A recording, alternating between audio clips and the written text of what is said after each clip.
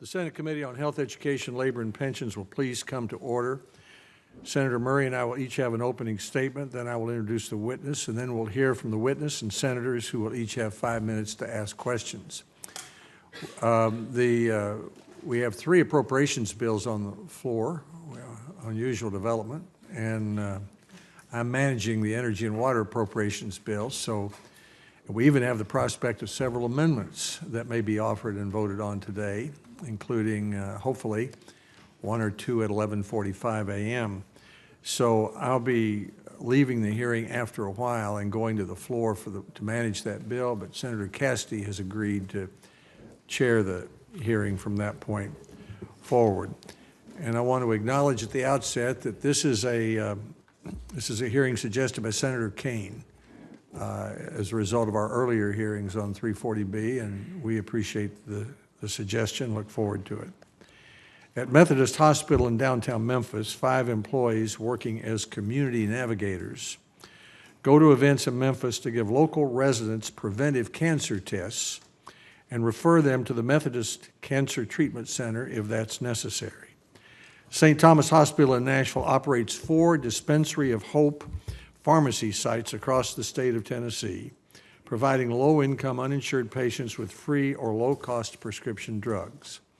And the Erlanger Health System in Chattanooga delivers prescription drugs at no cost to low-income patients at their homes to ensure they're receiving and taking their medications. Methodist, St. Thomas, and Erlanger are all able to provide these services because of the money they save by participating in the 340B drug pricing program, which requires drug manufacturers that participate in Medicaid to provide discounts on prescription drugs to qualifying hospitals and clinics.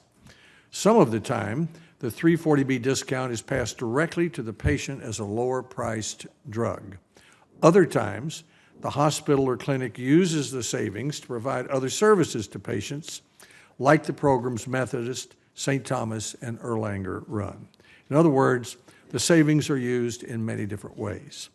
Arguably, all these uses and others fit into the broad language Congress wrote when it created the 340B program in 1992, which says the program was created to, quote, permit covered entities to stretch scarce federal dollars as far as possible, reaching more eligible patients and providing more comprehensive services. But as we learned at our 2 previous hearings on the program, there's no consistent data that show how hospitals and clinics are spending the money they save through the 340B program. Data is necessary to demonstrate the value of the 340B program, and Congress cannot evaluate the program, conduct oversight, or consider changes to improve the program without more information. There's been a lot of bipartisan interest. I mentioned Senator Kaine's role in suggesting that we hear from the Health Resources and Services Administration, we'll call that HRSA today, which oversees the 340B program, and today's hearing is an opportunity to hear from HRSA on whether they need more authority to collect data and properly oversee the program. At our previous hearings, we've heard that the reason we don't have much data is because HRSA may not have the authority to collect data and conduct oversight of the program. We heard explicitly from 2 government watchdogs, the Government Accountability Office and the Office of Inspector General at the Department of Health and Human Services at our last hearing, that HRSA needs more authority to properly oversee the 340B program. Right now, HRSA has clear authority to determine if hospitals, clinics, and drug companies are eligible to participate in the program. However, we've heard it's unclear if HRSA has the statutory authority to oversee other aspects of the 340B program, for example, defining what patients may benefit from the 340B program. Today, I'd like to hear directly from the agency in charge of the program what data is being collected, what data is missing. For example, according to HRSA itself, the agency only has data on about 90% of drugs sold through the 340B program. What oversight is being conducted on the 340B program, and are these oversight activities effective? For example, HRSA currently conducts audits to determine hospital and clinic eligibility, but we've heard these audits are inconsistent. One Tennessee hospital shared with me that it was asked to provide information during an audit that was based on draft guidance that was never made final. To satisfy the unexpected request, the hospital was forced to do additional work at additional expense.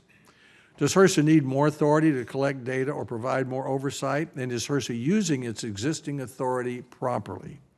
As I mentioned, we heard at our last hearing, HRSA doesn't have, quote, broad rulemaking authority over the 340B program. On the other hand, HRSA may not be using its clear existing authority. For example, earlier this month, HRSA delayed for the 5th time a rule to ensure drug companies are properly participating in the 340B program. Why isn't HRSA using this existing authority to ensure drug companies are participating properly in the 340B program? Congress can't make the 340B program work better for patients and hospitals if we don't have accurate and complete information about how the program works. I look forward to hearing from our witness with the Health Resources and Services Administration today and our other committee members about what Congress can do to evaluate the 340B program, measure the program's performance, and ensure that the agency responsible for the program is conducting proper oversight. Senator Murray.